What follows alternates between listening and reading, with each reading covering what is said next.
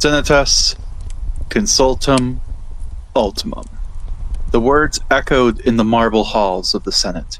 A death knell for reason. A declaration of war against one man. The cold wind whipped at my toga, though it was nothing compared to the chill that had settled in my bones from hearing those words. I've heard those words before, back in my youth. A call to arms against Catiline and his desperate men. I was just a boy then, barely 17, but I remembered the fear, the confusion, the grim determination on Cicero's face. I wasn't a soldier then, not in the way I am now. I was a young teenager, swept up in the terrifying chaos that had engulfed Rome. The city buzzed with whispers of conspiracy, a plot to overthrow the Republic. My own stepfather, Sora, was among those accused. I remembered the day they came for him, the shock, the disbelief.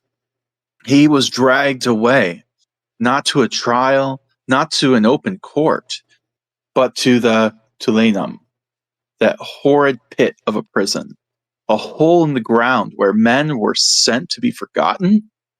I still feel the sick twist in my gut, imagining him down there. No light, no hope, knowing that he would be executed without trial. It was brutal. Summary justice, justified by the terrifying power of Senatus Consultum Ultimum. To be so powerless, to watch someone you knew, someone connected to your family, be swallowed by the dark maw of Republic's wrath. It was a chilling lesson in the raw, unforgiving nature of Roman law. When fear took hold, the air was thick with tension, with the unspoken question of who would be next. Back then, it was about protecting the Republic from a supposed madman and his cohorts who just wanted to make themselves kings. That was the story anyway. Today, they claimed they were protecting it from Caesar, a man who had brought Gaul to its knees and expanded Rome's glory. But I saw through their flimsy pretexts. This wasn't about saving the Republic. It was about preserving their own power, their own entrenched positions. They feared Caesar's ambition, yes, but more, they feared his popularity, his genius, his willingness to change the old guard. I remembered the swift, brutal efficiency which the conspirators were dealt with. No trial, no appeal, just cold, hard logic of the SCU. And now, they aimed the same weapon at Caesar, at us. The Rubicon was not just a river anymore. It was a line drawn in the sand, a testament to the fact that the Republic, as we knew it, was dying, a bloated corpse. And I, Marcus Antonius, would stand with Caesar, come what may. I'd seen this play before, and I know how it ended for those who stood against the will of the Senate. But this time, the lead actor was different, and the ending, I vowed, would be too. I'm Brandon. And I'm Courtney, and welcome to the Time Travelers Club. So this week we are going to go into the beginning of Antony's political career after his adventures in Gaul. It had been a great time, with the brutalizing of natives, suppression of their culture, and overall skull smashing. But Antony figured maybe now was the time to grow up a bit and show everyone he wasn't just a meathead. He had ideas too, you know. And more importantly, new Daddy Caesar agreed. But before we go any further, we do have to do some backtracking. Because, of course, this sudden career shift wasn't actually sudden. It, in fact, didn't form from a vacuum. After all, we know that he had been always in the middle of some nasty political intrigue ever since childhood. And in that time, it's logical that he would have made some friends, connections, and political enemies. Mark Antony and a man named Publius Clodius Pulcher had a complex and evolving relationship in the turbulent years of the late Roman Republic. Initially, they were associates and even friends, though this friendship was reportedly short lived due to Antony's reported weariness of Clodius's extreme behavior. Which should say something. If Mark Antony, party boy of the stars, guy who would vomit on the Senate floor because he was already wasted, declared the living incarnation of fucking Dionysus, is saying you're too much, maybe you have a problem. That is saying a lot. That really is saying a lot. Yeah. Yeah. We need to Ooh, self-reflect, bud. dude, too far, too much, too far. Around 62 to 58 BCE, just before he went off to join the military, Antony was part of a circle that included Clodius. While some sources, like Cicero, portray Antony as a henchman of Clodius, others suggest their connection was more akin to a political alliance. Clodius, a charismatic and controversial figure known for his demagoguery and street gangs, likely played a role in securing Antony's first military commission as praefectus equitum under Aulus Gabinus in Syria around 58 BCE. This connection proved beneficial for Antony's early career. So this friend got him assigned as a prefect for the military. Like that is a nice assignment. Well, I mean, and the thing is like that stuff still happens. It's who you know, right? I mean, when there's not just blatant nepotism at any given point at whatever industry, if you know, like, so say your dad happened to know, like, you know, he was a small business owner, but he golfs and he got to know some like local government person, right? Like a state senator or something like that, right? Mm-hmm. That's a good connection to have. And you do see that where, like, you know, like he knew someone's dad and got, hey, you know, this kid here, you know, you see this kind of move. It's who you know, right? And Clodius did know people, and you know, there were people who were dissatisfied with the old Senate, even if they're not openly like Clodius is, you know, running street gangs and shit. But like street gangs, honestly, were almost mafia-esque, right? It's almost like this underground, like political system going on. It's like so you've got it's like it's good for Galbinus to know this guy too, because if they ever want to, I don't know, throw a little coup, you know, this is the kind of shit that's going on underneath behind all the scenes. Oh yeah, and you know, power is power regardless of where it stands. So, despite their initial association, the relationship between Antony and Clodius did not remain amicable.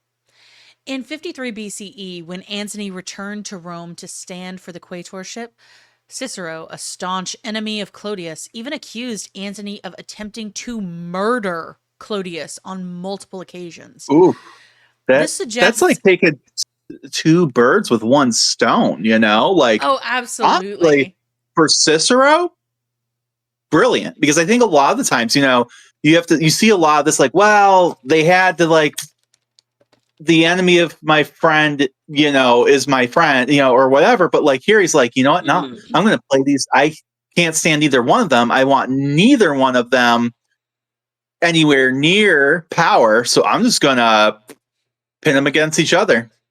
Done. Pretty much, like, just alter it as, wow, there's so much drama over there. I look so good here in comparison.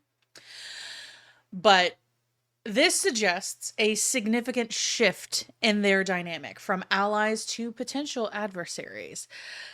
And honestly, like, just the accusations themselves, that's insane. That's freaking insane. Yeah. The fact that he believed it, that tells me that their relationship over the last 5 years had soured somehow. Or maybe he's like, you know, he's been off to war shit. What is he? And now he's coming back. Maybe he thought he was just some meathead that he could control, and then when he realized Mark Antony wasn't that, I I don't know. I feel like he knew him long enough that he probably didn't think that. But like Mm-hmm. at the same time, when someone comes back from the military, right, they are hardened. He has killed people now, and clearly he's got ambition. Mm-hmm. What, and then also this culture and how it is. You know, even your best friend, you never know what people are capable of. I feel like honestly, it's sad that he could believe it. You know, It is sad. It is and sad. I don't blame him. Mm-mm. Perhaps the most significant, albeit indirect, connection between Mark Antony and Clodius Pulcher lies in the figure of Fulvia. Fulvia was Clodius's wife, and after his death in 52 BCE, she later married Mark Antony. So, Ooh, messy, drama. this, this girl messy. Oh, she Oh, is oh. messy, messy. But this created a familial link. And Fulvia herself became a powerful and influential figure in Roman politics. She even had a daughter, Claudia, with Clodius, who was later briefly married to Octavian, further intertwining these prominent Roman figures. Which, honestly, why do rich people do this? It's just like this interbred nastiness of everyone is family with Mm, everyone. Ugh. yeah. It's gross. Well, no, girl. Like, I mean, I don't think here they're super related, question mark. Like Fulvia, I'm pretty sure if I remember, I don't think she comes from like a noble background. I think she is Mm, just, which is and we'll get into her eventually. I just don't think it's appropriate now yet. But and I want to give her time her time in the sun. Honestly, thinking about maybe doing maybe a Patreon on her where we go like just specifically on her without the messiness of like Mark Antony and all this other bullshit. But yeah, but still, I think she comes from a pretty humble background, and that for a woman, that's incredible. The heights she's achieving, absolutely. and it's all from her own hard work. Don't get it twisted. You know, like Mark Antony came to her because he needed her, not the other way around.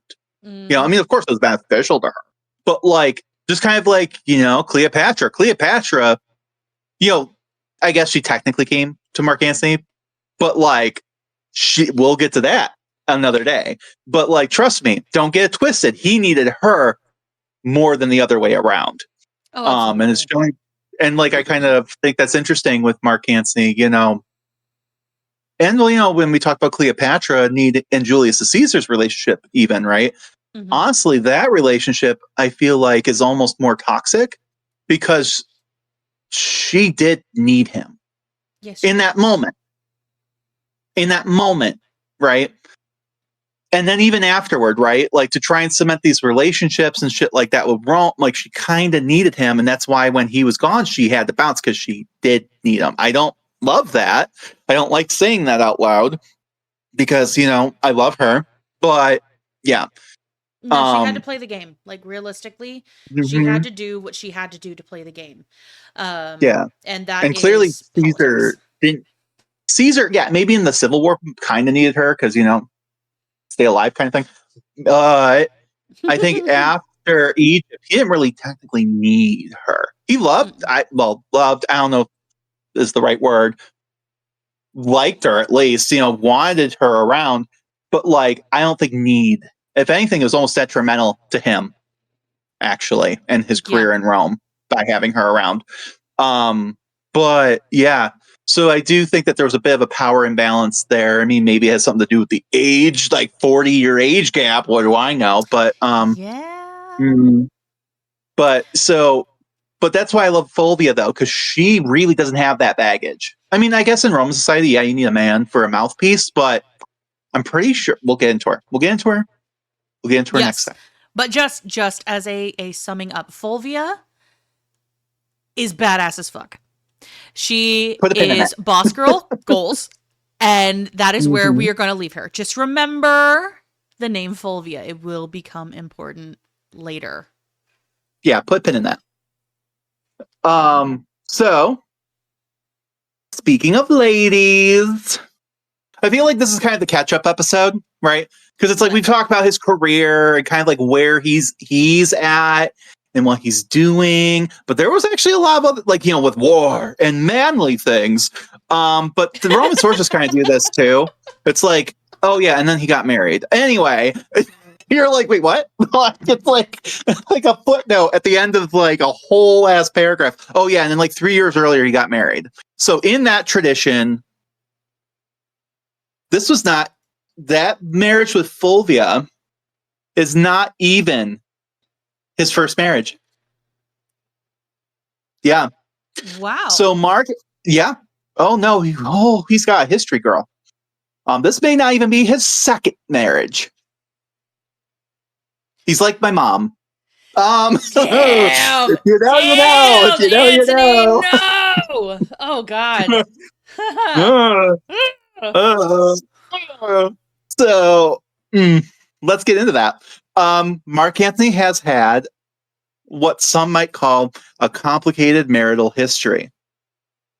It reflects the turbulent political landscape, of course, of the late Republican Rome. Before his famous union with Fulvia, though, and then later with Octavia, and then Cleopatra, he had at least 2 earlier marriages that we know of. So Antony's first marriage, and this is where it's like, the sources are a little weird on whether they were really married or not.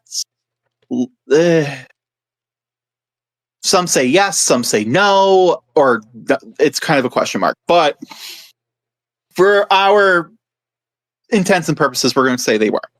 Mm-hmm. So this situationship, was with a woman named Claudia. Now, she was the daughter of a wealthy freedman. If you don't know what a freedman is essentially a former slave who has gained freedom, right? Mm-hmm. And so they're essentially a citizen of Rome at this point, but they're always going to have this like mark of being stain. Wealthy. Okay. Yes and no. It's weird because a lot of them are highly respected and actually kind of like eunuchs and stuff in other cultures later.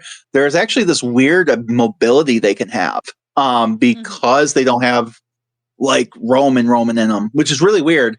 Some of them could be almost like the voice behind emperors and viziers kind of aspect. They become like Jafar. No. But yeah, you're welcome. But at the same time, and it's weird. It's almost like, see, that is the virtue of Rome. They went from a slave and picked themselves up by the bootstraps, and look at where they went. Yeah, it sounds familiar. But we can't make the same comparisons with slavery then in our plantation style slavery that was here in the U.S. That's not me excusing anything, because slavery's bad, yeah. And it was just as hard to get out of it, and they'd grind you to a pulp. It's still bad. It was still all bad. But with that being said, you're right. There's almost a little bit. It's like, okay, if I'm trying to go up the ladder, marrying someone like that, if it was political, would not necessarily be advantageous. If I'm just looking to be rich, well, that's fine. And remember, if you're wanting to be comfortable and everything, that's fine. But if you're wanting social standing, that's a little bit different. Right. Or at least a certain kind of social standing, right? Like you could be married to her and there's pillars of their communities, I'm sure, but like, are you going national? Let's think about where Mark Antony would be in this time period, right? If he was like in his teens, early 20s, he was fucked financially, right? We had already talked about from the day he was born, his family fortune was not great to begin with.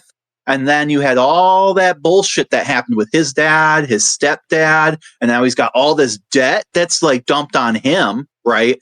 They say he had a lot of debt. I don't know if that was just from him gambling and shit. That could be it. That was something people did. But it could also be that his family, like when your father died during these kinds of time periods, all of their debt would be dumped onto their child, the head of the house. This happens right up until modern times. I mean, Charles Dickens writes about it, for Christ's sake. I mean, that's what debtors' prisons were for, which is right up until like 100 years ago. Still happens today for a lot of people. But yeah, so I mean, that's if he can at least maybe get some money, that might have been why. It was of necessity. Okay. Now, according to Cicero, who we've already discussed, maybe a little biased. Okay. He did kill his stepdad after all. In particular, like Antony. This whole thing was used as a connection by this whole relationship. Apparently, is attested to by Cicero. Mm-hmm. So, on the one hand, I could believe it. Okay, I could believe it just based off of the background data that we know, right? However, it could also just be slander. Which, it's gross because he's suggesting that he married beneath his social standing. Yeah. Which, of course, is insulting this poor Fadia girl who's getting dragged into this for, if it's not true, for no fucking reason, right?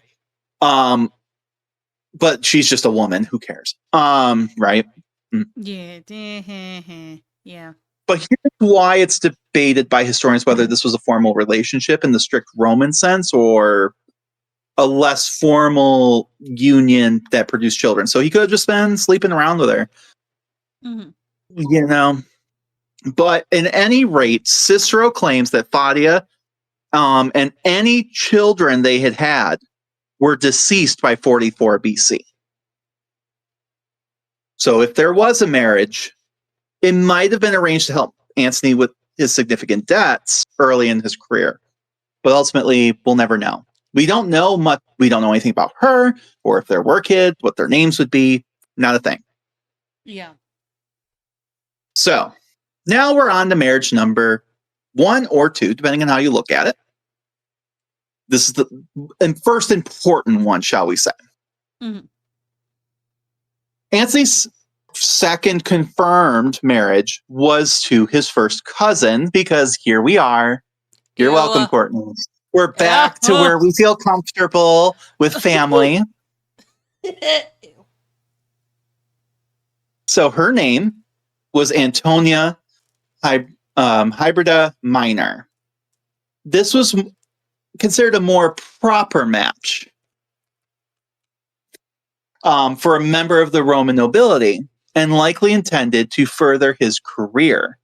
They married around 55 BC and had one daughter, also named Antonia. And this unoriginality will be a trend if you're wondering. So, a couple things like the year before he went off to Gaul, he found time to get married. Cool. As he was checking out Cleopatra and saying how hot she was at 14. Weird. Which is weird, but whatever. I had to do the math on this the other day. Because when we think of Mark Antony and Cleopatra, we think they're hot, they're young, they're tight, sexy bitches, right? And I think that we think, okay, they're got to be pretty close in age, right? Like there might be a gap, but like, girl. How big is the gap?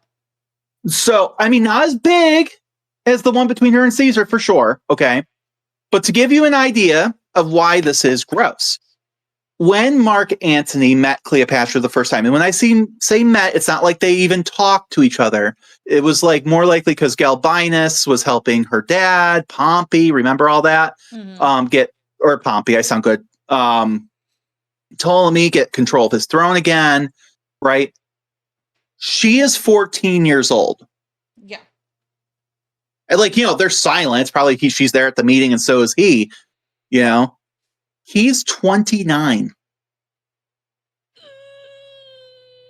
gross. Or at 28. Either way, Gross. that's a full ass man, honey. That is. Yeah, no. Absolutely not. That means like later when they're shacking up and she's like, in her mid 20s, early 30s, like he's in his like 40s going on 52, 50 as well. Yep.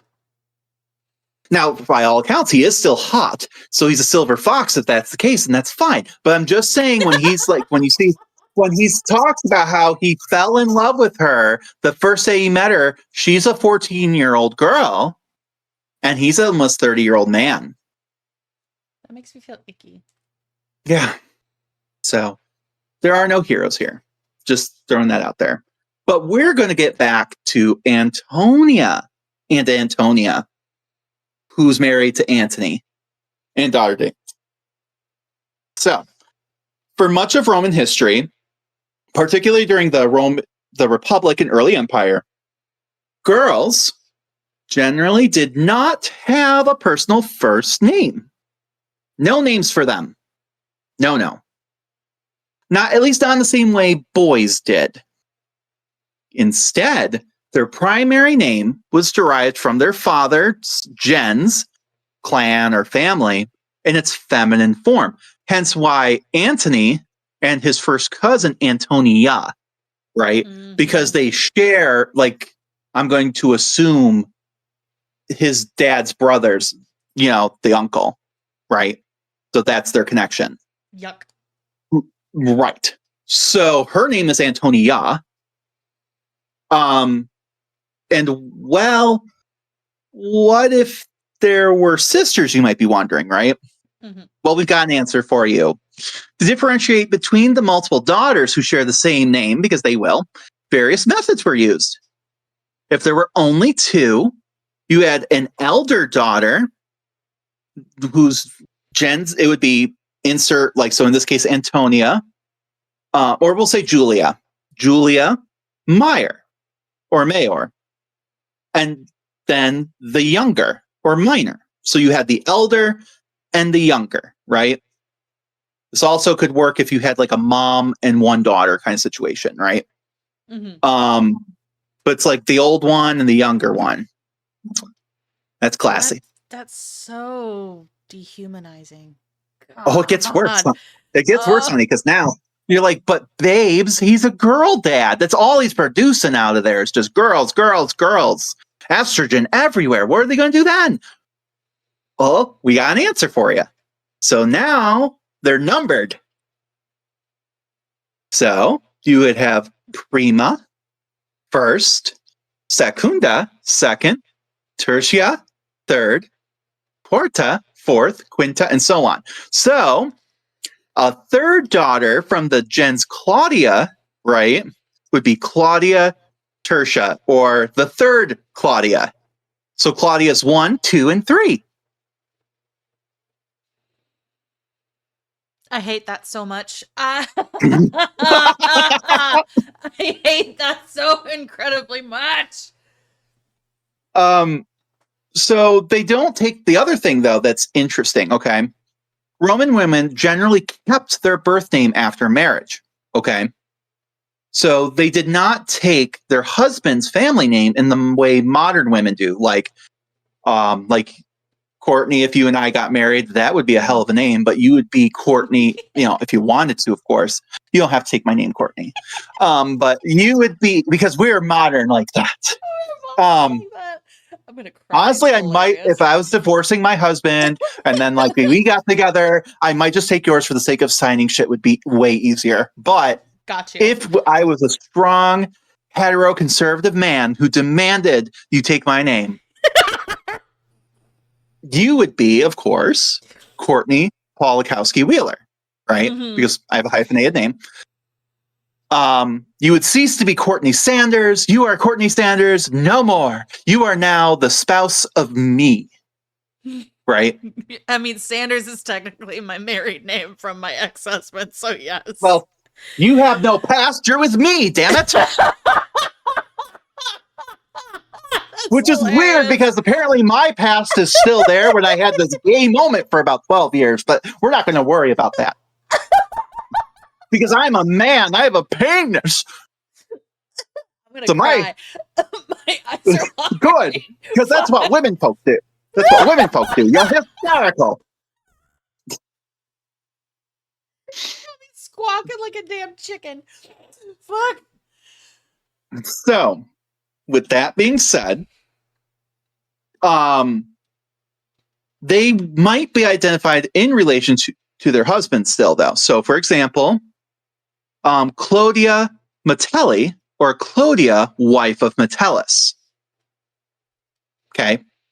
So then they really don't have a name. Mm-hmm. Okay. Because now they are like Clodia, aka dad, their dad's name, and Metelli, their husband's name. Yep. So remember, women weren't people. They were property, and daughters were property of their fathers before their husbands. Yep. Actually, weirdly enough, this is actually interesting. This comes up in a different story. Octavian, okay, will be a part of our story at some point briefly. He also has a wife. Crazy. An empress even, right? Mm-hmm. She was pre-married before him. And no, he did not die first. Her dad told her to divorce him, and she did because her dad told her so. Mm-hmm. That was a legal thing in Rome. If your dad said Your divorce, dad- you're divorcing.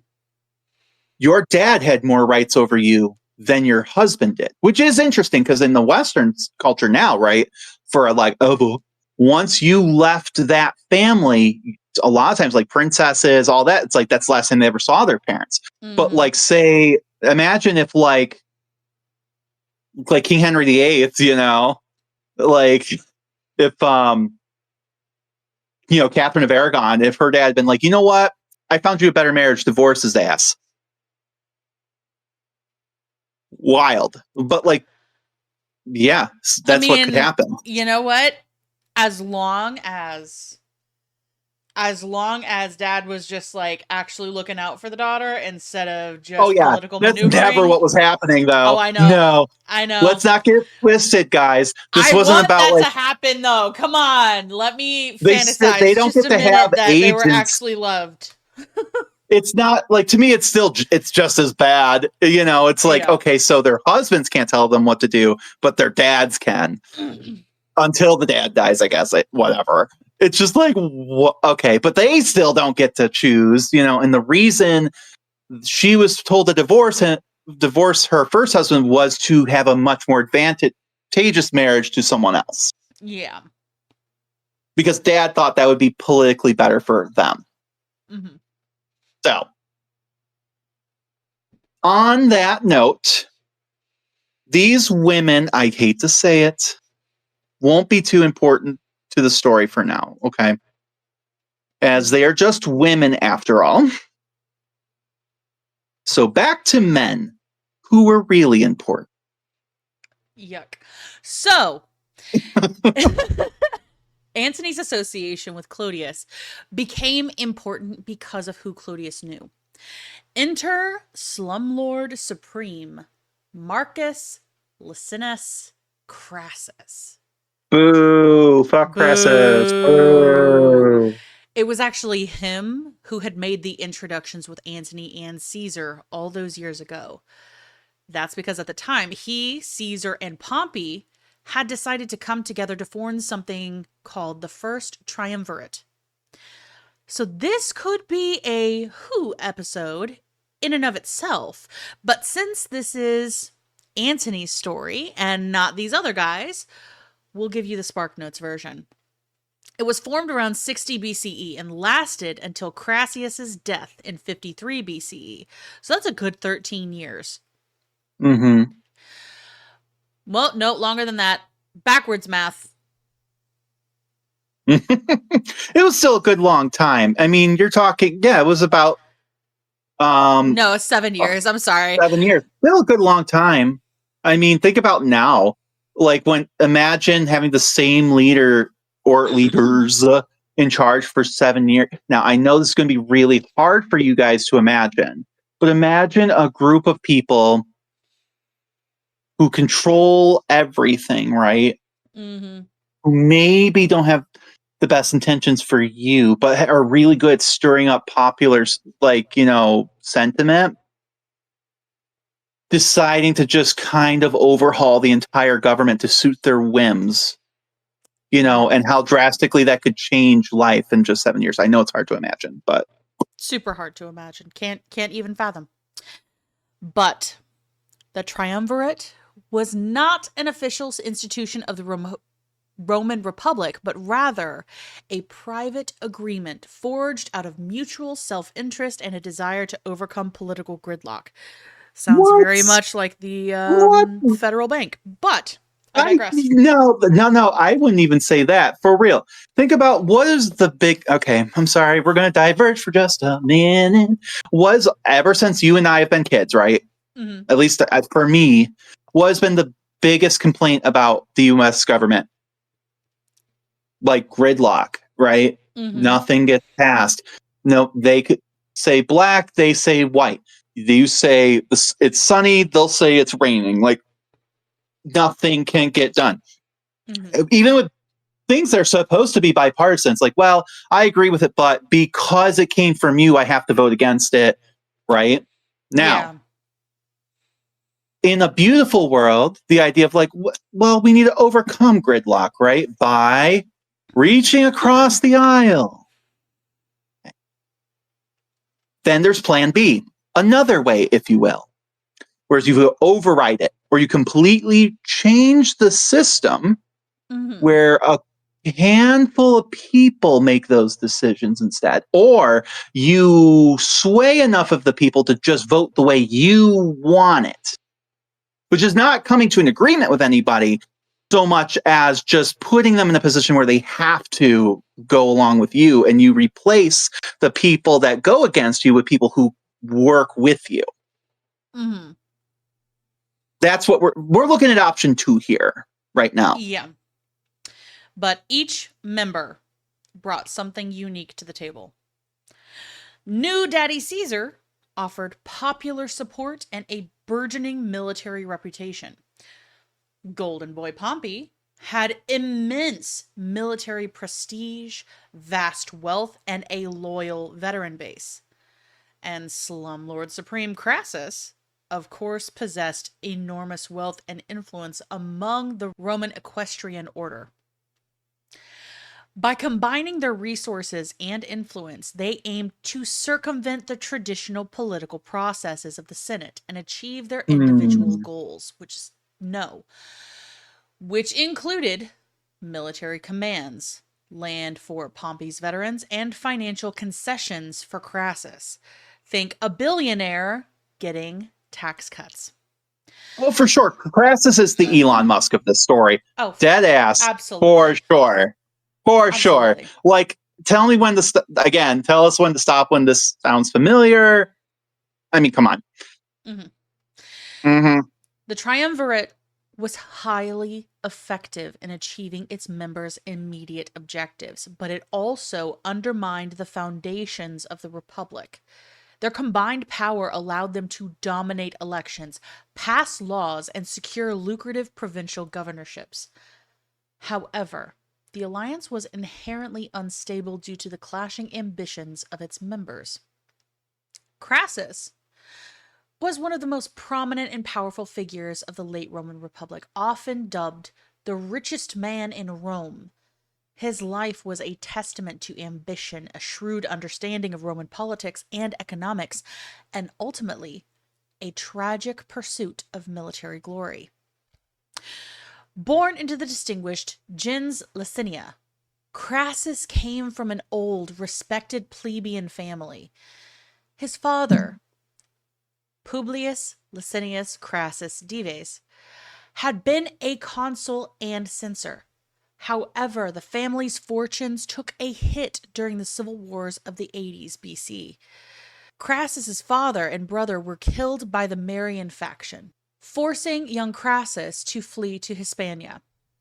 He returned to support Sulla during his civil war against the Marians. This alliance proved pivotal for Crassus. Following Sulla's victory and assumption of the dictatorship, Sulla initiated a brutal policy of proscription, confiscating the property of his enemies. Crassus seized this opportunity, acquiring vast amounts of land and assets at rock bottom prices. He further expanded his immense wealth through various shrewd and sometimes ruthless business ventures, including he notoriously bought up properties in Rome, particularly after fires, a very common occurrence in the ancient city. He even formed a private fire brigade that would only often extinguish a blaze after he had negotiated to buy the burning property at a ridiculously low price. Also, being just all around a good guy, he owned a vast number of slaves, many of whom were highly skilled, like architects, builders, and scribes, whom he hired out for profit. Also, he owned silver mines, definitely worked by said slaves. And oh my God. And like, so those silver mines, when doing the research, I just decided, you know what? It's a tangent, but look it up. Horrible. Horrible. Like it was a death sentence. mm-hmm. You will die. You're never coming out of that hole. And I hate how dispensable a human life was. It wasn't even just, okay, they worked to death. Because you have to smelt and all sorts of things, and because of the way silver is and what it's usually a part of, and they don't have the modern equipment, right? I wanted to say, like, the best example is there's this, like, on Netflix or Hulu or some shit. There was like a more recent retelling of like the whole Christmas story with Scrooge and everything. And one of the scenes I did appreciate is they included apparently a mine scene, and because of his cheapness and it in a realistic sense, for business and whatever, the mine collapsed and killed a lot of people. And you see the conditions of these people while they're working in there, and it's fucked, right? Yeah. Even that would be better than what these poor fuckers went through. Mm-hmm. The chemicals, the burns, the chemical burns. Like there were in quote unquote ingenious, which I remember watching this docu-series. It was like ancient tech or whatever. It was like on History Channel or like National Geographic or whatever. And it was like all these power, like how the Romans were ingenious with all these different inventions. And like one of them, they just like casually, like in passing, I remember saying, and it was, it had to be powered by slaves. But anyway, to pump water and shit. And it was like these were water wheels, like hamster wheels that these people were forced to walk on. And when I say walk, your whole body's in a part of this, right? Mm-hmm. For hours, days, till you died. And in the dark, in the heat, in the smoke alone. Or if it flooded and you died that way because you're trapped. No matter what, you're dying a fucked up death. No, and it's all inhumane. That is, I think, the biggest thing that we can get across. He doesn't care about these people and how they live. He just wants productivity. Mm-hmm. And that's the thing, is you'll see in the writings about Crassus, right? And particularly about like those ones that it's highly skilled ones, that he was good to his slaves. If you are a slave owner, you are not. That's an oxymoron. It is. It's like, sure, you could have treated them worse. That's what you're telling me. So. Yeah. Yeah. So he owned the silver mines, very much worked by the slaves, horrible conditions. But really importantly for Antony and friends, he famously extended credit and loans to indebted senators, including a young Julius Caesar. thereby accumulating significant political influence and a vast network of clients. He was the bank and the loan Mm-hmm. shark. Yep. It The is lobbyist. a lobbyist. It is estimated that his fortune may have reached 200 million sesterces, a staggering sum for the time, possibly equivalent to the entire annual revenue of Rome. He was Bezos rich. He was Elon rich, which Mm-hmm. pissed a lot of the old patrician families off. Yeah. And that's the thing. Like, he is so desperately trying to fit in with them. That is his weakness, right? He's already done better than them. And he doesn't even, it's like he doesn't even realize it. He still wants their approval, and he'll never get it. He'll never get it. He has enough money to overthrow that whole damn government if he really wanted to. But that's not the goal. He just wants to be one of the boys. He wants the recognition of the old guard, not to be nouveau riche. But also be a part of it. He's so desperate. Like, that's why he wants to be friends with Pompey and all these people. Like, and like frenemies, sure, but like desperately just wants their approval and like, you know what? You're one of us. That's what he wants to hear. Mm-hmm. And he's never going to, and he does not see it. Because to them, it doesn't matter how much money you have. If anything, it pisses them off more that you're even trying. They're pissed that you're richer than them. Peasant. You peasant. To them, he's no better than the slaves he's pimping out. And like, he doesn't see it. Or if he does, it just burns him. And he can't let it go. Honestly, tragic. I'd almost feel bad for him if he wasn't doing all these horrible things to people. But yeah, I'm so glad we've moved on from people like that. Yeah. Absolutely. I mean, boys clubs don't exist anymore. Not like this, right? And people don't try to use their money to sway things and be a part of things, and no, right? Never. We don't do that anymore. We're civilized now. Right. Like it was like with the Great Gatsby. That's when that was over. Mm-hmm. Like when they had new money and old money, and Gatsby was just trying to be a part of the new old money crowd. At least Gatsby was likable. Yeah. A little bit. So, as we had kind of stated earlier, Crassus had begun his public career as a military commander under Sulla. During this time, he demonstrated military prowess in the Battle of Colline Gate, which secured Sulla's victory. And we talked a little bit about that during the Bloated Corpse episode. However, that was not his most famous military achievement. That would come later. Now, Courtney, have you ever heard of a little-known figure called Spartacus? Unfortunately, yes. I walked in on my mother watching the show that held the same name. Mm-hmm. Dicks everywhere. Dicks. I mean, they're probably everywhere. Part of me wants it. I probably was dicks everywhere, but I would still say truth is stranger than fiction when it comes to that story. Okay. Too much to get into today.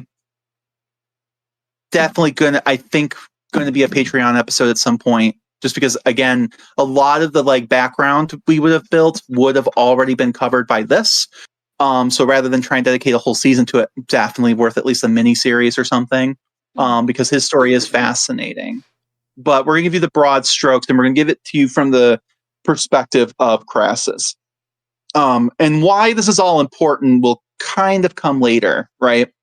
Mm-hmm. But when the massive slave revolt led by Spartacus threatened, there was a slave revolt, fun facts, led by this guy called Spartacus. He was a gladiator from Thrace. There was apparently a priestess, Dionysus. She has no name. That's her name, apparently. That's cool. She fucked him. She banged him, and while banging him, told him that she had had a prophecy that he was going to lead this whole army and deliver his people. It's kind of like the Moses story, but with more sex. Pretty cool. So, and then he kind of did it. There was also a snake involved while they were doing it, and that's what made the prophecy. And I was like, man, if I was banging a lady and she grabbed the snake from behind my head, I'd probably throw her off. I don't know. I wouldn't have been like real calculated about all that. But anyway, Yeah. different times. But at the end of the day, he's throwing this whole revolt. And meanwhile, out Pompey's doing his thing out in the east, right? You have that whole war going on with the king of Pontus and the Greeks, and there's this whole mess out there. And these slaves, they're just slaves. It's not a real war. It's just an uprising, just a revolt, right? Totally. Mm-hmm. It's a war. It's a war, but they don't want. That's why we call it a rebellion. Anyway, the Senate, after the Romans they sent a couple people out there, right? Because they don't send serious people out there. They send send Johnny Fucknuts. He'll take care of it. We're going to throw the good people out where it really matters, right? Yeah. And they get whooped every time because these are trained people. These are people with tactics and skills, and honestly, more of a reason to fight. Absolutely. Because they will not go back. And it's more than that too. It's not just slaves. It's also like Crassus, they have these large farms, right? We talked about that in the Bloated Corpse episode, if you remember. Mm-hmm. These huge plantations, right? So it's peasants, shepherds, all these people who are being displaced, and the farm slaves, right? They're all looking at each other and go, why the fuck we should go join these guys, Mm-hmm. So they're starting to turn the local populace too, which Crassus has a stake in. Okay. So after several embarrassing defeats of their own forces, eventually they entrusted Crassus with its suppression. Crassus took a decisive action.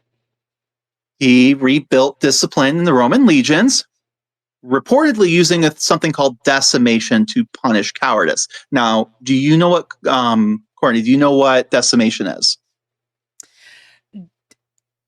It sounds like getting destroyed, but what is Crassus's definition of decimation? So decimation, actually, the Roman definition, where when we talk about someone being decimated and like totally destroyed or whatever, that's where this comes from, but not. You'll be surprised. So decimation literally comes from the term of 10. So one, like deca, like 10. So decimation meant you would punish your troops, okay? Or I guess if you caught another army, you could do this, right?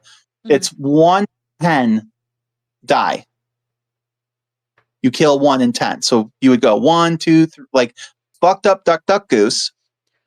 Oh, and you really don't want to be goose. Fucked up duck, duck, goose.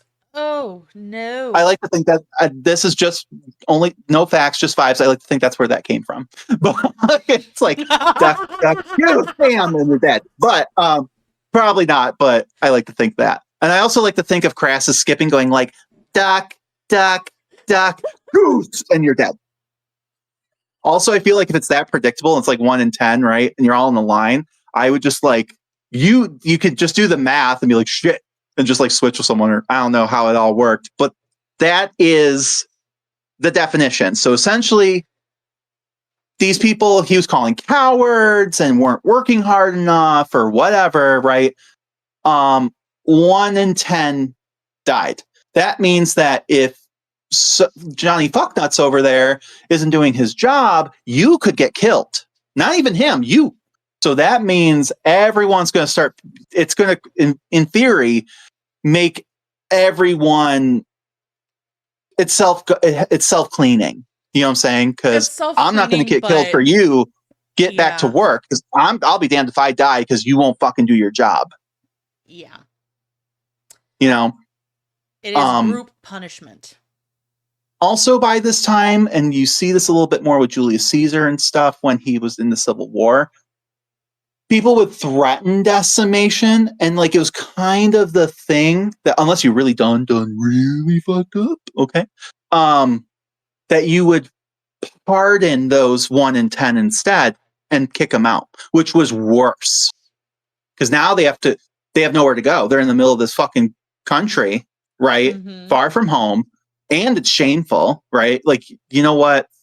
You're just fuck it. I'd rather just not have you around. Just get out of here. That like I'm just so disappointed in you.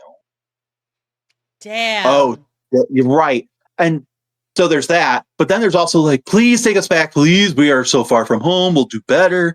Please don't leave us behind. You know, that was kind of the way things were done. But Crassus is going old school with this by this point, right? And he legit hilt them, which sounds, like I said, counterproductive. Like you're going to kill 1 out of 10 of your forces. That seems bad when you're about to go fight someone. You need everyone you can get. But if it's dead weight, that's what you do. And also it means what's left is really going to tighten up so they don't fuck up again and police each other. So these forces he's leading eventually corner Spartacus's forces. And long story short, it's actually really intense. There's the Alps, there's lady warriors, that's pretty cool. There's where they like they're like zip lining down mountainsides and shit. It's pretty intense stuff. But we're not doing all that today. Ultimately he lost. He did. Want want. But that's not good enough. So Crassus has a fun idea. And I want everyone to take a minute, think of your favorite highway wherever you're at, right? You know the mile markers, right? The little things on the side of the road. You know? We talked I want about you to pick this. Oh. He went then and crucified, okay, 6,000 surviving slaves. Okay, so surviving peoples who just wanted to be free. Okay. They're dead, well, dying, crucified along the Appian Way, which is like the main highway, all the way back to Rome. That's so fucked up. So just imagine driving your cart and you're like, oh, you know, I think, did we miss our turn? No, our turn is at the Screaming Ginger. This is the dead brunette. We have to go. He's down there. Oh yeah, the one with tattoos. Yeah. God, that's so fucked up. Right. Like, and so he does this, and it's supposed to serve as a warning, of course, right? Mm-hmm. Not just to slaves because they're dead, but like all the local people, like, because he can't crucify the citizens, of course, and you can't crucify like all your working people, you know. But try again and fuck around and find out. Yep. Landlord from hell. Anyway, so while he did achieve a decisive victory, by all means, his rival, Golden Boy Pompey, returning from quashing another uprising in Spain, the Gauls, managed to intercept some of the fleeing slaves and got to Rome first. That's what's important here. Got to Rome first and claimed a share of the glory. So he gets the glory. Oof. And part of the reason he gets that glory is because he's busy dealing with real problems. Foreign enemies, not silly slaves. Yeah. So, yeah. That sucked for him, I guess. I don't feel terrible for him, but whatever. So that goes to fuel some rivalry between the two of them. Then they go on a little later and he shares consulship with Pompey in 70 BCE, during which they work to dismantle parts of Sulla's constitution, which, maybe for the best, because Sulla was kind of a tyrant, but he would serve a second the important one here is he's going to serve a second consulship with Pompey in 55 BCE. Okay. This is just before he comes back. Mark Antony comes back from Egypt, and just before he meets Caesar, who's in Gaul right now. Speaking of, that brings us to the forming of the first triumvirate with Julius Caesar in 60 BCE, with Julius Caesar and Pompey. Crassus is, like we said earlier, the Elon Musk of this relationship. He's providing the wealth and, I guess, political connections, which is through wealth. Because he is a normal person, he is able to go between better, right? It's these old patrician families. It's like they have alliances with people whom they may not even like anymore, but because their dads have always been buddies, they have to be buddies with those people and not like those people. But Crassus is, because that's his strength. He doesn't even realize it. That's his strength. He's fluid enough. He can go between people. He's not bound up in all that, but he wants to be one of them. Yeah, but so Caesar needed financial backing and a clear path to consulship, and Pompey provided military prestige and influence. While Caesar and Crassus generally saw eye to eye, because Caesar's a little lower to the ground, he's a part of a patrician family, but like a poor noble family, if you will. I mean, Antony's his cousin, and they're considered plebs. So, but Pompey and Crassus have all this baggage in history, and Pompey thinks he's better because he comes from a good family and all this other shit. Yeah. So they have a deep rivalry and often clash for preeminence. So now, despite his immense wealth and political power, Crassus craved the military glory that rivals like Pompey and Caesar had achieved. Tell me stop when this sounds familiar, by the way. Rich, old, white guy wants the military prestige. It's the one thing he doesn't have, so therefore he's going to play general. Okay? Yep. Following his second consulship, he secured the proconsular governorship of Syria in 54 BC. Essentially, this allows him, when you're governor, it's not that, you're running shit. You are doing that. But you also get a bunch of money from it. It's not, you get to reap a lot of those taxes, and that's your right. Okay? That's why Caesar, they kicked his ass out, sent him to Gaul. Like, we'll make you a governor of Gaul and Hispania, of Gaul. And it's like, that wild savage land, good luck, buddy. And he turned that shit around, and then it became huge, and they're like, fuck, now he's super rich. And then, but like Syria, that was where it was supposed to be at. You fight the Persians, the ancient enemy. You're at the frontier and all this other crap. And there is the Silk Roads and all that going through. So it is worth it. This was a strategic choice on that note, as it also positioned him to launch an invasion of that wealthy and powerful Parthian Empire. Parthian is this era's Persian Empire, okay? You have the Achaemenids, you have the Parthians, and then eventually it becomes like the Persians and the Abbasids and everything else, okay? But so when you think, what the hell's the Parthian Empire? Just think Persia, and you're close enough for the story, okay? Rome. This was Rome's formidable eastern enemy, east versus west, blah, blah, blah. So This is going to surprise you. Ignoring warnings and sound strategic advice from his military advisors who have more experience, and equally driven by a thirst for triumph and perhaps even more wealth. Again, tell me when to stop. Crassus embarked on his ill-fated Parthian campaign in 53 BCE. His army consisted of 7 legions. A lot of people. Mm-hmm. This army was lured into the Mesopotamian desert near Carrhae.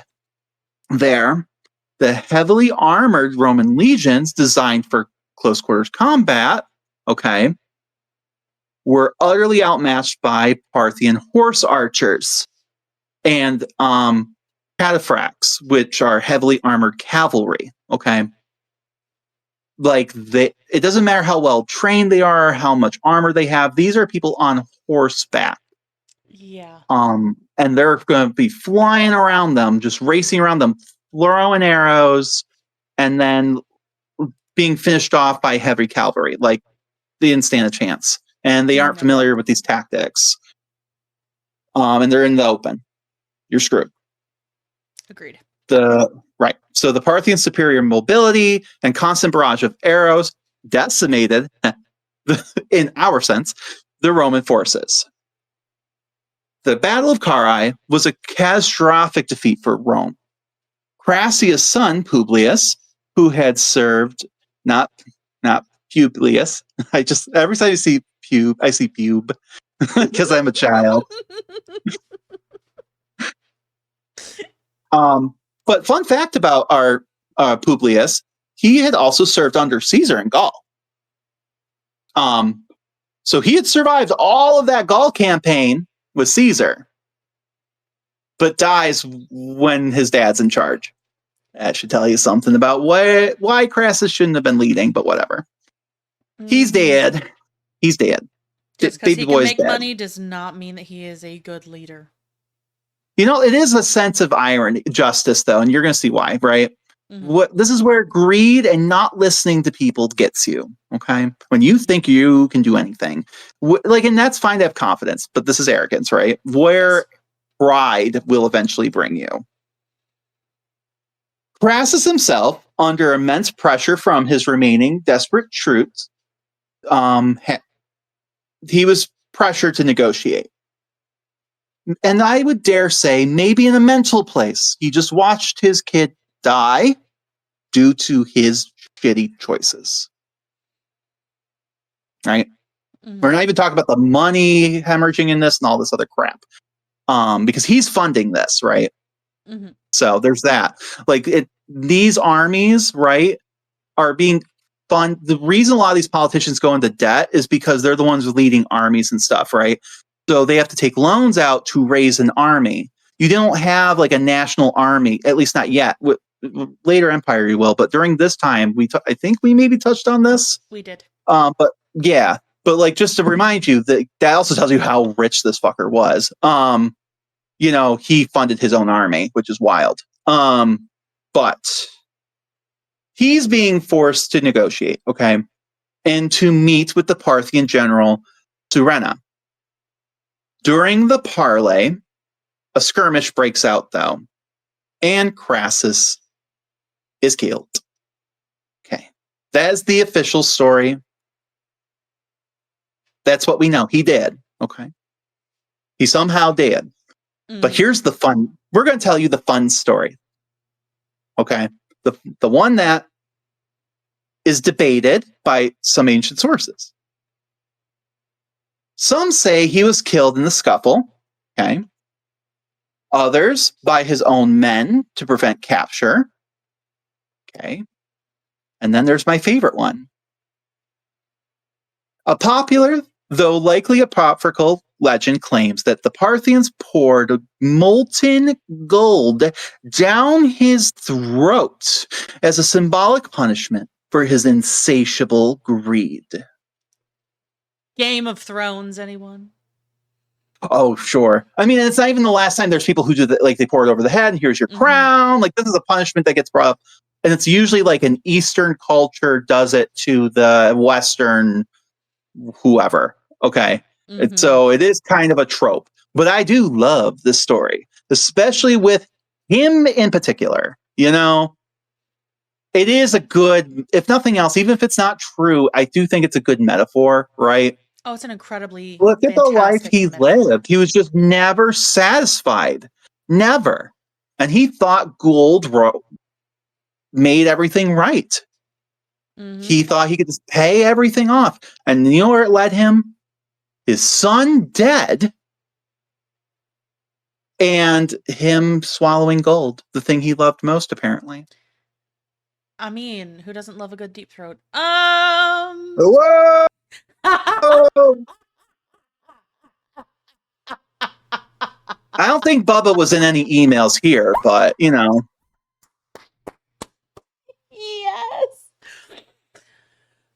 So, with that being said,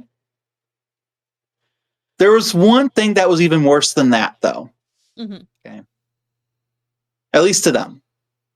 His death, along with the loss of several Roman legionary eagles. That part right there was apparently the worst part. He had 7 legions, right? Now the eagles were there like on their banners, okay? And you were supposed to defend that to the very end, right?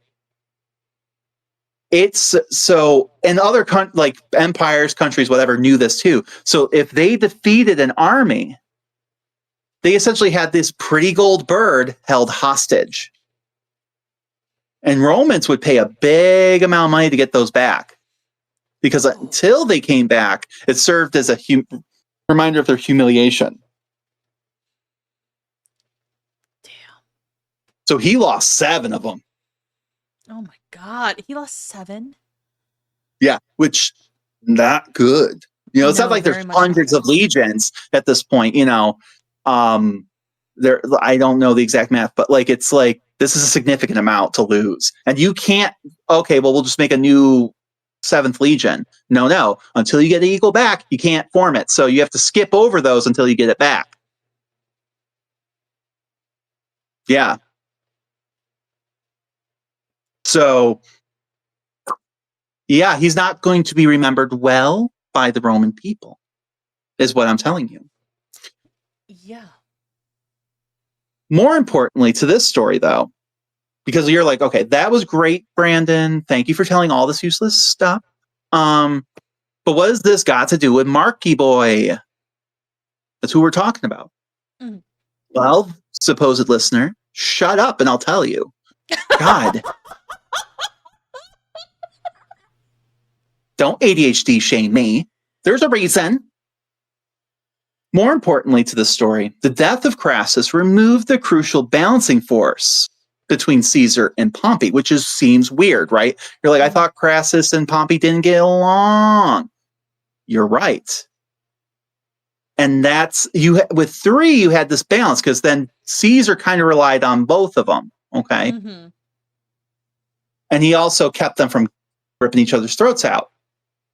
Yep. And when he's out in Gaul and it keeps them at bay from fighting each other because they need to work together to make sure he doesn't get too powerful. It's a checks and balances, sort of, right? It is. And now so even though he didn't get along with Pompey and all that, and Pompey and Caesar kind of did, Crassus is gone. So now this young hotshot doesn't owe a ton of money to this guy, and he's making his own money. Meanwhile, and he's like young-ish, and popular, and Pompey's starting to look a little old. And he doesn't have any new things under his belt or anything. So now there's no check. So this is going to ultimately to a direct confrontation between the remaining triumvirs. Caesar's glory in conquering Gaul had further served to strain his alliance with Golden Boy Pompey, who, having grown jealous of his former ally, had drifted away from Caesar and towards Cato and his allies. The domestic political situation in Rome was tense, with multiple politicians leading large street gangs. So, very territorial. Mm-hmm. Two important ones were led by Clodius and his rival, Titus Annius Milo. In Titus 50 Aeneas. Sorry. I said Annius. No, My you're goodness. right. You said it right. It's Titus Aeneas. Oh, that is such a I terrible name. I It's love that. in 52 BCE, with elections unable to be held by the gangs, open violence and obstruction from radical tribunes, Milo encountered Clodius on a road outside of Rome, both with entourages, which ended with Clodius's death. The violent ad hoc funeral held for Clodius resulted in widespread rioting and the destruction of the Senate House, the Curia Hostilia. Elevating Pompey to restore order and hold elections, the Senate introduced his election as sole consul. So Fully, really quick. Um, so his funeral is pretty wild. Okay. Mhm. Since Julius Caesar's assassination, we're going to go into more detail, and I guess it's not really spoilers because I mean, just crack open a book for Christ's sake. That's It's your not forte? a secret. I think you're right. So he gets stabbed. Okay, fine.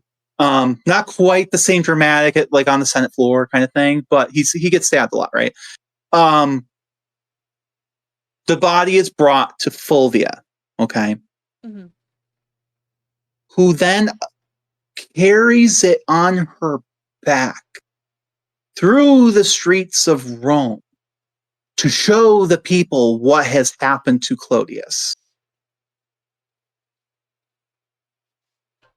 That's And wild. just keep that image in your head. It might come up again later. Might. So Fulvia's just carrying around his body? And she's like, look what they've done to my boy. Look at it. Look at it. Which also badass. I mean, she's I carrying mean, a dead ass man on her yes. back. Good for her. I mean, dead weight is heavy. Bravo, Chiquita. Yeah. Bravo. I mean, like, it's probably not. It's probably he was on like a cart or something and she had people pulling it and she's like, look at, look Probably. at. But that I like, yeah, she carried the body around apparently. Mm-hmm. But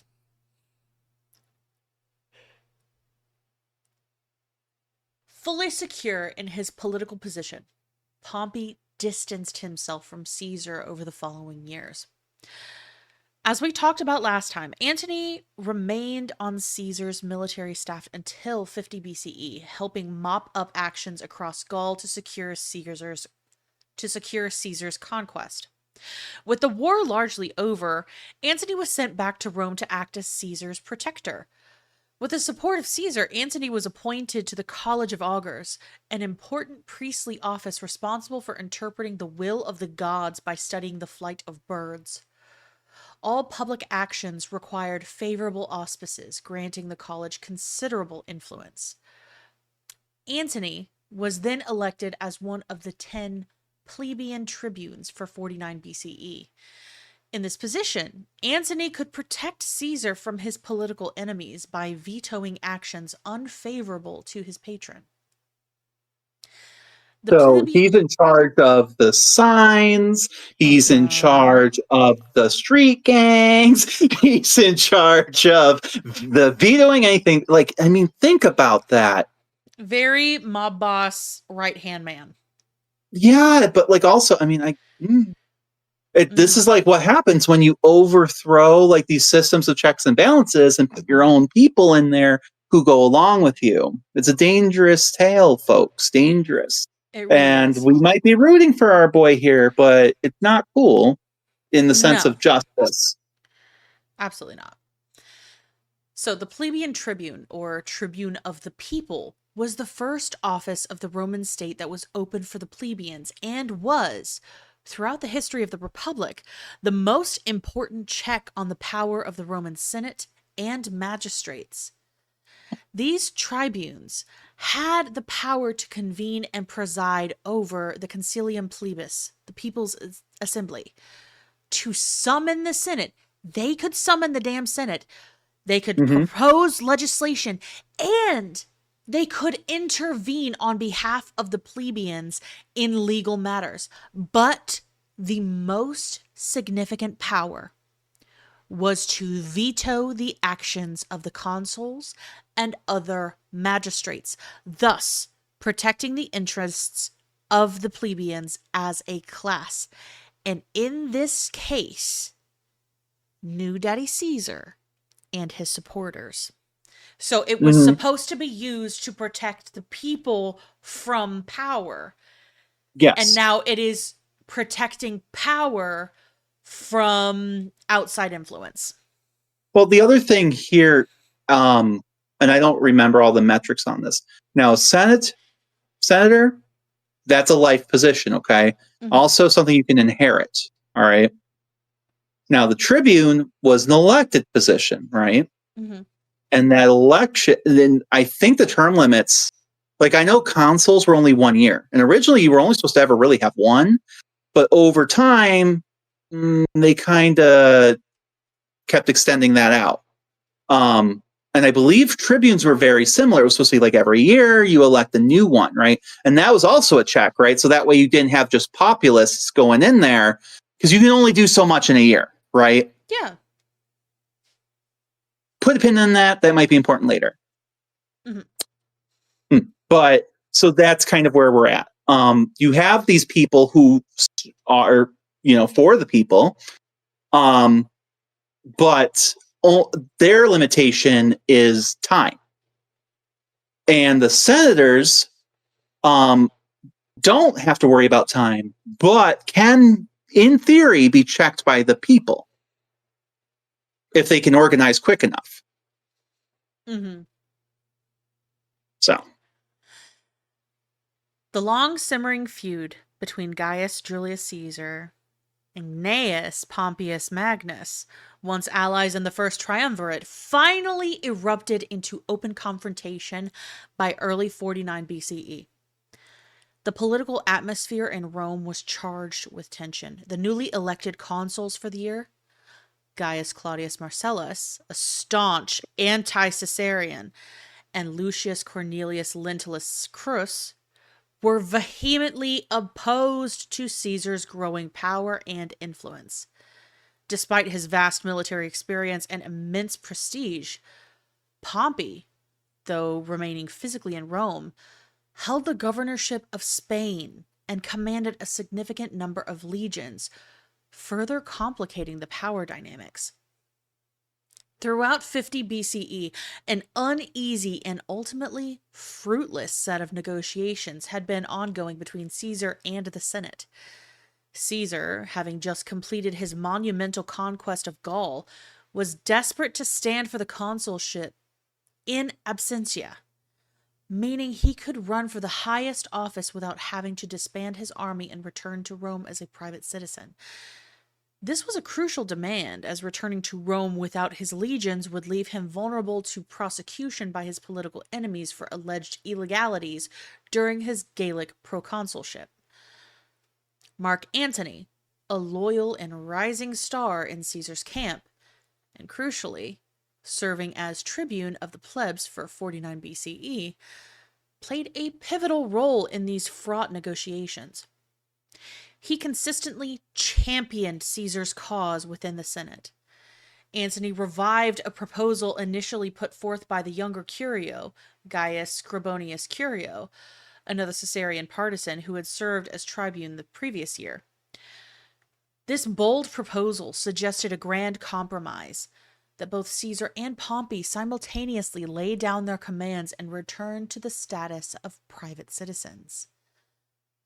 This notion, advocating for a level playing field, was surprisingly well received by a significant portion of the senators weary of the escalating tensions. It offered a path to de escalation.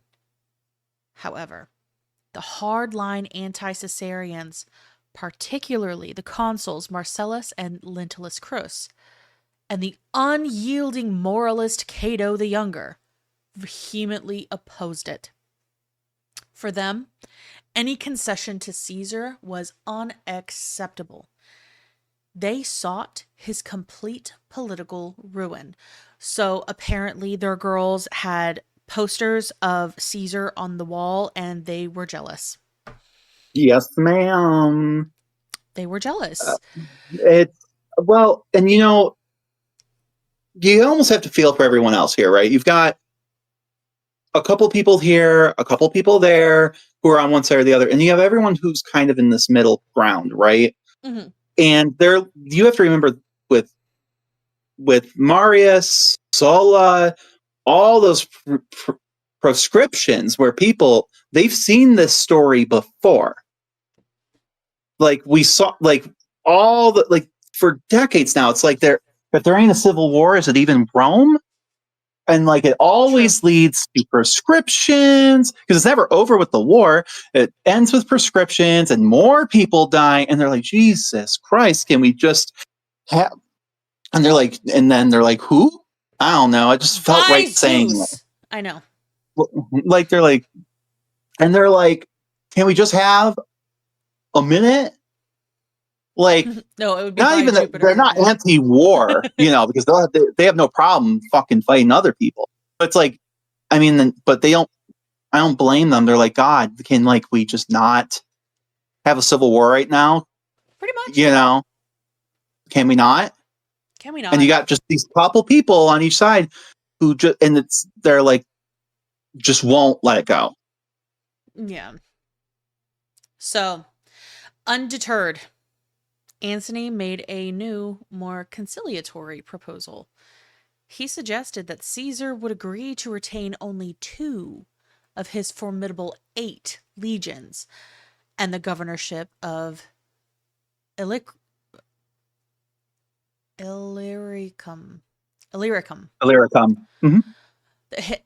And the governorship of Illyricum, a smaller province adjacent to Italy, if he were still allowed to stand for the consulship in absentia. This was a substantial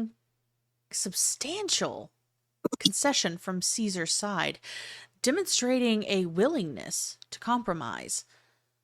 Pompey, surprisingly, found his latest offer satisfactory, indicating a potential opening for peace. However, the intransigence, I know that word. Why? However, the intransigence of Cato and Lentulus proved insurmountable. They refused to back down, insisting on Caesar's unconditional surrender of his command. So, just as a little like side piece, do you know where Illyricum is? Is that where Hungary is? No, no. Well, I guess technically, the map I'm looking at does look like it just like kisses the like southwest like corner of Hungary there. But actually, so when you're looking at the boot of Italy, right, and you're looking at the eastern coast, right, so that would be where Venice, Ravenna, and the heel are, right? Yeah. That side of the Adriatic Sea. The exact opposite side, right? Today, that would be Slovenia, Croatia, Bosnia, and Herzegovina, Montenegro, at least half of Albania, parts of Serbia, Kosovo, and that little bit of Hungary. Yeah, that whole section was known as Illyria, or Illyricum. And back then, this is what's kind of interesting about him getting that. Illyrium was really well known for their piracy. Okay. Like they were like Pirates of the Caribbean before Pirates of the Caribbean. Okay. This was that pirate community that, or at least one of them, that Pompey was sent to go take care of a long time ago. Oh, okay. So I do find that interesting that essentially they gave him a governorship of this. A, it's a lot closer to Rome. B, it's part of that whole Mediterranean like network, right? They're also really known for their metal working and weapons manufacturing. Mm-hmm. Feels like that's going to be important later. Quite possibly. Yeah. Right. So that just fun facts. So with that being said, I feel like sometimes when we say like Illyricum or like some like we know roughly where Syria is, right? Because it still has the same name. Egypt, Yeah. of course. Hispania. I mean, I think we can take a wild guess of what we're talking about, right? And then like Gaul. I mean, it's big, but we roughly know. It's like Belgicum and things like it's like, oh, that's in Belgium. Okay, get it. But then you got like Illyrium. Where the hell is Pontus? Where the hell is that? Some I people wish don't they know had kept the Anatolia. old names because they're so pretty. Well, like they changed because the people changed. Like I know. Illyrium was like the Greek and like Illyricum being the Roman, but those people now are Slavic peoples. Like they don't have that language, so they don't call it the same thing. So, Well, yeah. except maybe Albania, maybe I don't know. I know Alba means white, so I don't know. Anyway, so that being said, the political deadlock became absolute, right? Mm-hmm.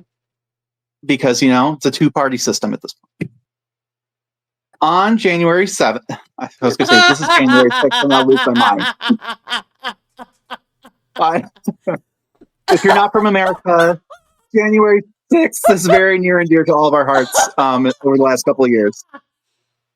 Fucking January 7th. Oh, They hadn't fixed the calendar. Maybe it was. Possibly was. No, this is with the fix, but it's okay. On January 7th, 49 BCE, the Senate passed the Senatus Consultum Ultimum. We're going to call it the SCU for short, because that's a lot to say all the time. Mm-hmm. This was the, quote, final decree of the Senate, effectively declaring a state of emergency and authorizing the consuls to take any measures necessary to defend the Republic. So we've seen this before, though, guys. Mm-hmm. And Antony has too. This was the same thing they used when they put his stepdad to death and all the Catalan conspirators. They were able to override this essentially with like an executive order. Worse than an executive order. Right. Very it's much like worse states, than an executive order. if It we're pretty going with much brands anybody that goes against them an outlaw. Well, no, not quite. They could do that with this order, but the order in of itself is just anything that they're choosing to do is they all vote and they go, we're going to use this. We're going to, as an act, okay, an executive order, if you will. An executive order could be like everyone gets a puppy. But I mean, that's terrible. That's not really how that goes. But like, essentially, this is like, if we're using a Star Wars reference, it's like emergency powers. Yeah. The thing is, it's really only supposed to use once in a while, but once that genie's out of the bottle, people start getting more comfortable using it over and over and over again. And this is what's happening. Okay. Mm-hmm. But this is the quote unquote final decree of the Senate. And in this case, they're using it to declare a state of emergency and authorizing consuls to take any measures necessary to defend the Republic. That's a broad meaning. What do they mean, defend the Republic? It's open to interpretation. It is. And that's why this was a direct threat to Caesar and his supporters. Facing imminent arrest or worse, Antony, along with Quintus Cassius, Longinus, another tribune, and staunch Caesarian. I know, they have fun names. I mean, I guess I didn't have to say their name, but like, whatever. It just feels weird. Like, they're there. I feel like that's important to, like, sure, I could have just said Mark Antony. And like, Longinus probably wasn't like super important. in this, but like he was there, and like I feel like give credit where credit's due. So Absolutely. Longinus was there, and he has a silly name. But they dramatically fled Rome under the cover of night, claiming to fear for their lives, which might be legit, because we should be scared if that happens here, folks. We It's hear this language justified. being brought up over and over again. So it never ends well. Under the relentless.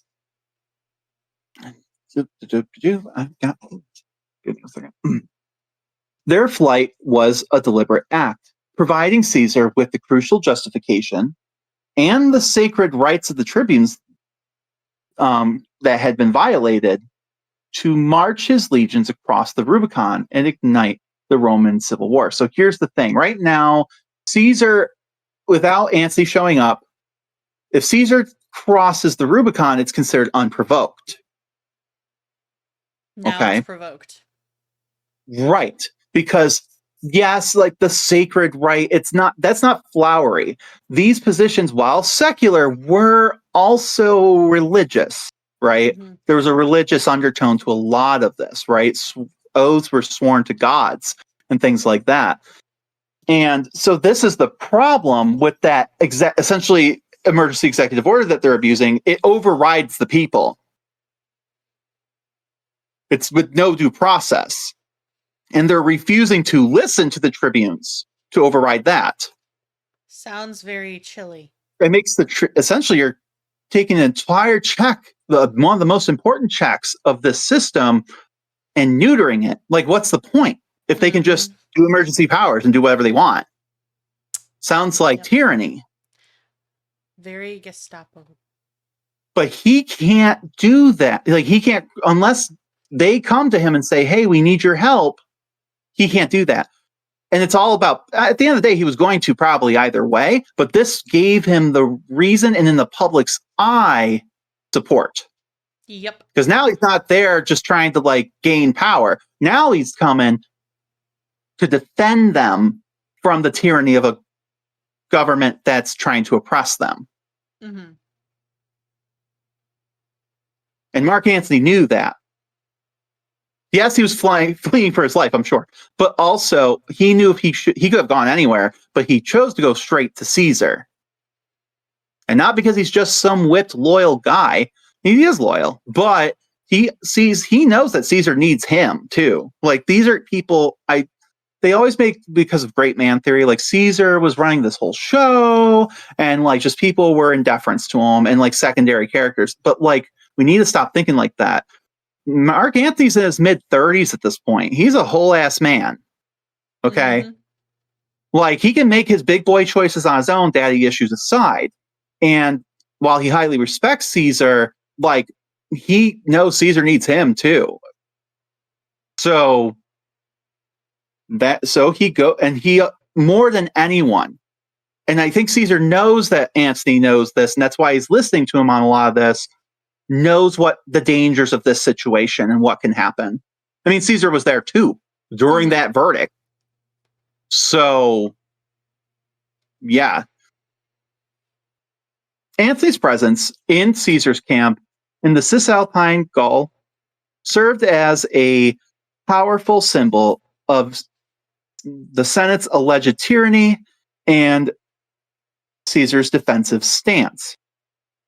Just days after their flight, which had been on January 7th, the Senate reconvened, and an assembly now thoroughly purged of Caesar's most vocal support, so they had every right to be afraid, because they purged everyone. Thankfully, it seems like most of them fled. I don't think Caesar would have been able to do what he could do if he didn't have supporters alive. But that was the plan, was to get rid of them one way or another. Okay. So under the relentless and unyielding leadership of Cato the Younger, and with the crucial, albeit tacit support of Pompey, who, yes, of course, he wants his rival out of the picture, but he's also still trying to play that if he needs to back out of this, he can. Mm-hmm. You know, one toe in, 1 foot in one pond, 1 foot in another kind of situation. He's trying to be savvy here. Because despite his official position as the governor of Spain, he was also the de facto military strongman now in Italy. And the Senate passed its gravest measure, the SCU. The final decree of the Senate was the Republic's ultimate emergency measure, typically invoked to protect the state from internal enemies. In this instance, it was wielded directly against Gaius Julius Caesar. The decree was unambiguous. It explicitly stripped Caesar of his proconsular command in Gaul and Illyricum, and unequivocally ordered him to return to Rome as a private citizen and stand trial. I don't think so. No, we've seen he was there, guys. Mm-hmm. And the charges awaiting him there were, of course, numerous, ranging from alleged abuses of power during his Gallic campaigns, the violating of sacred traditions in the Republic. And I mean, that's not to say this isn't true. Honestly, I'm sure it was. For me, the problem is, look at the pot calling the kettle black. They all are doing it. Yep. They're just scared because they're worried for their own jobs. That's what's upsetting them here. So, because he did commit atrocities and do all those things. He did do all that. But, let's not get twisted. But they're not putting themselves on trial here either. They're not definitely not. They're not flipping an entire government and it's how it functions on its head for themselves. So, Mm-hmm. to underscore the gravity of the situation, the Senate went a step further. Here you go. They declared Caesar a public enemy, or hostis. Hostess. They called him a hostess. He's a cake. He's a cake. He's just I imagine they're if I was writing this comedy script, it'd be in this real serious Senate, and they're like, Julius Caesar is declared hostess, and then the next scene they zoom in and he's caked out, big old booty, and then all of a sudden he itches it. SNL skit. I need this as an SNL skit so bad. And he's itches it, and someone's like, something wrong? I don't know. It just feels like someone's saying my name, keeps itching his ass. Anyway.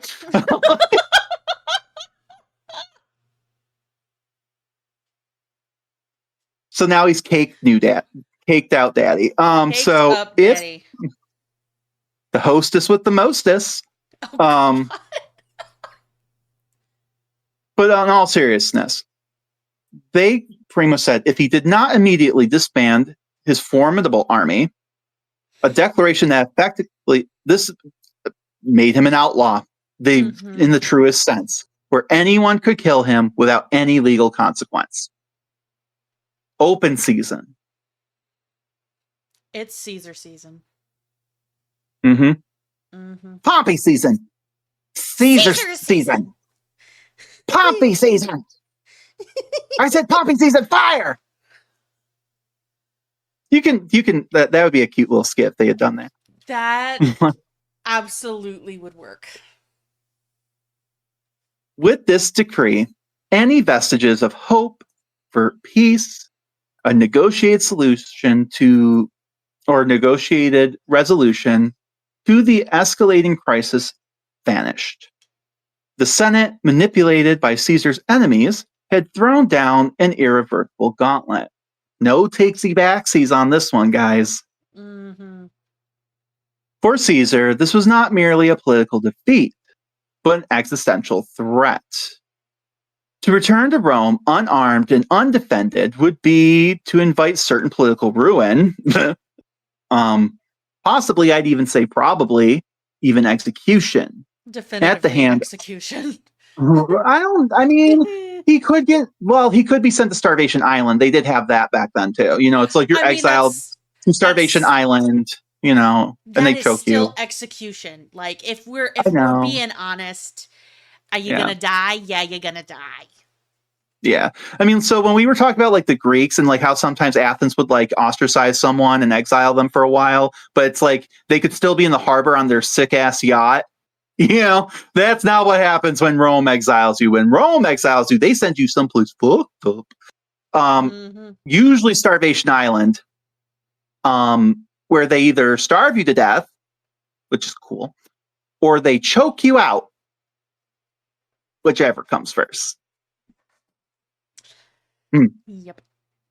So, Caesar is a shrewd political operator, though, and he seized upon the forced flight of Antony and Cassius as his, or Longinus, as we like to call him, as his definitive pretext for war. As a tribune of the plebs, Antony's person was constitutionally sacrosanct, meaning it was considered inviolable. Like it was unlawful to harm him, to lay hands on him. You cannot touch this man, literally. Mm-hmm. So to threaten to do so, they kind of so the claim that the tribunes, acting with their constitutional rights, had been forced to flee Rome due to senatorial threats, provided Caesar with a powerful moral and legal justification for his actions. He argued he was not attacking the Republic, but defending its fundamental laws and the rights of its elected officials against a tyrannical senatorial faction. And is he wrong? No, not at all. No. I mean, of course, he's also trying to better himself. This just honestly, it's like, is this a political, ruin? Is this political failure, or is this golden opportunity? We shall see. I'd say it's the rat lather. Mm-hmm. Because I don't think he could get into power if he didn't have something like this. And these are the people who represent the people. Mm-hmm. So 3 days later, on January 10th, Caesar famously crossed the Rubicon, a small river that marked the boundary between his province of Cisalpine Gaul and Italia proper.